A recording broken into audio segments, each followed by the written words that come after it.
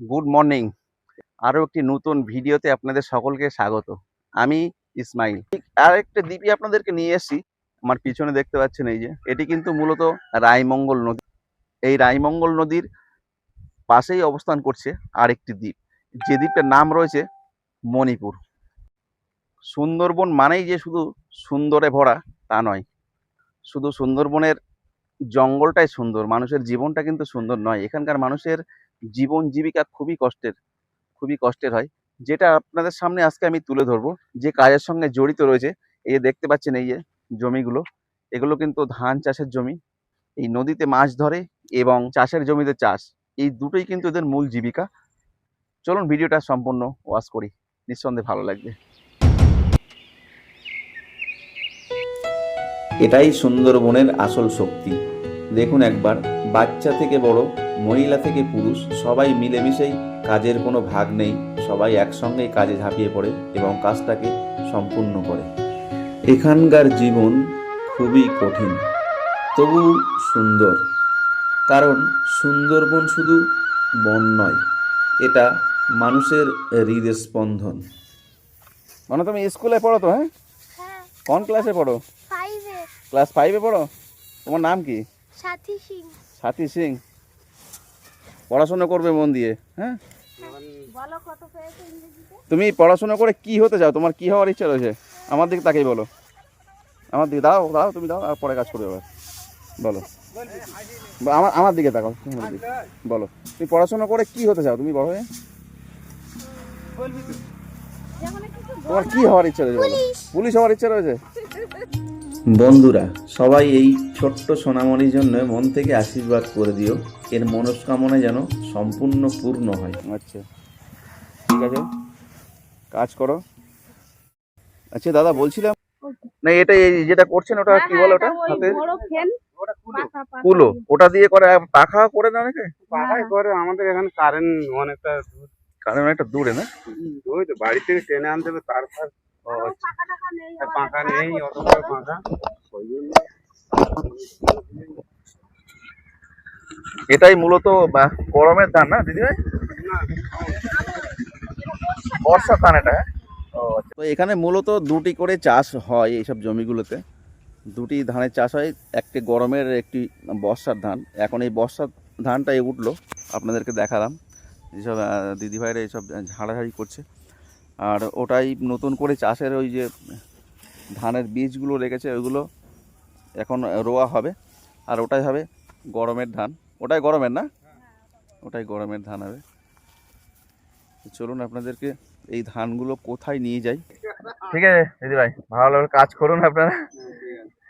আসছি, হ্যাঁ, কাজ করুন। তো চলুন আমরা দেখে আসি এই প্রত্যন্ত সুন্দরবনের গ্রাম অঞ্চল থেকে এই ধানগুলো অ্যাকচুয়ালি শহরে কিভাবে পৌঁছায়। সেটার জন্য আমাদেরকে এই রাস্তা ধরেই যেতে হবে। চলুন। রাস্তার দুই পাশে এই ছোট্ট নেটগুলো দেখুন, মনে হবে যেন শান্তির বাসা। একবার আপনাদের দেখাই, দেখুন কত জরাজীর্ণ। এই যে দেখতে পাচ্ছেন, এই যে ঘর বাড়িগুলো প্লাস্টিক বা পলিথিন দিয়ে দাঁড়িয়ে আছে, এগুলোই কিন্তু বসত বাড়ি। তো বন্ধুরা, ফাইনালি আমরা চলে এসেছি কিন্তু নদীর ধারে, আর ওই দূরে দেখতে পাচ্ছেন ওগুলোই কিন্তু ধানের বস্তা। দাদা বলছি, গরমের সময় আসলে খুবই আরাম পাবে এখানে। অ্যাকচুয়ালি আরাম লাগারই কথা, কারণ জায়গাটা এমনি এখন তো আমি তো ঘেমে গেছি হাঁটলে, আমি তো হাঁটি না খুব একটা। আপনারা হয়তো এখানে কষ্ট পরিশ্রম করেন, আপনাদের ঠিক হয়েছে, কিন্তু আমি তো ঘেমে গেছি। কিন্তু এখানে দাঁড়িয়ে একটা আলাদা ফিল লাগছে। খুব সুন্দর লাগে এখানে, সব বসে থাকে এখানে।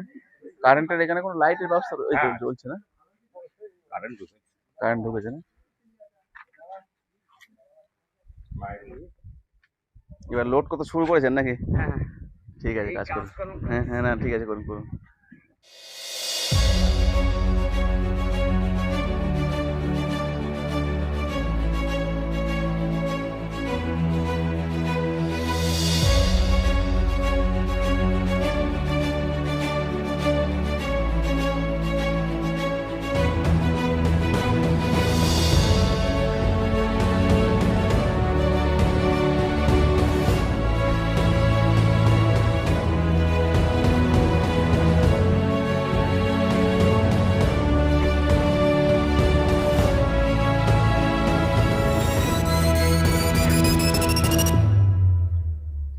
নামবো এখানে?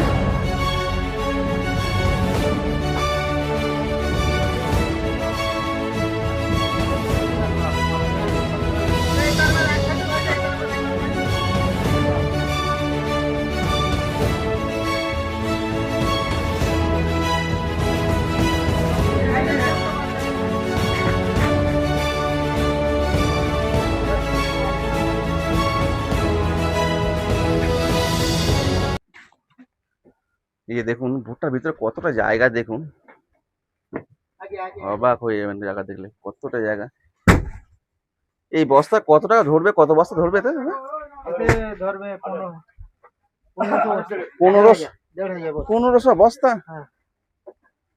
অবাক কাণ্ড, 1500 বস্তা ধরবে এই বোটটার ভিতরে। এটাই এই কতটা করে থাকে এতে? 1 মণ করে থাকে নাকি? এতে 60 কেজি। 1.5 মণ করে, তার মানে 60 কিলো বস্তা, 1500 মানে 1500 মতো বস্তা এতে ধরবে। আর এই দাদারা একটা একটা করে বই নিয়ে আসছে, এই দেখুন।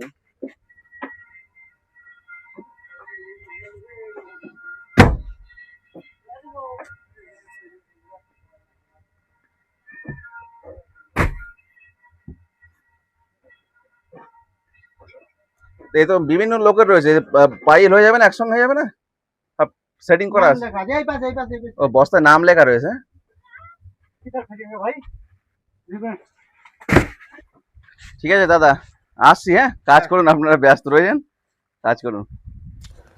তো এই ছিল আজকের মূল ভিডিও। কেমন লাগলো ভিডিওটি অবশ্যই জানাবেন, আর ভালো লাগলে চ্যানেলটার সঙ্গে সাবস্ক্রাইব করে সঙ্গে থাকবেন।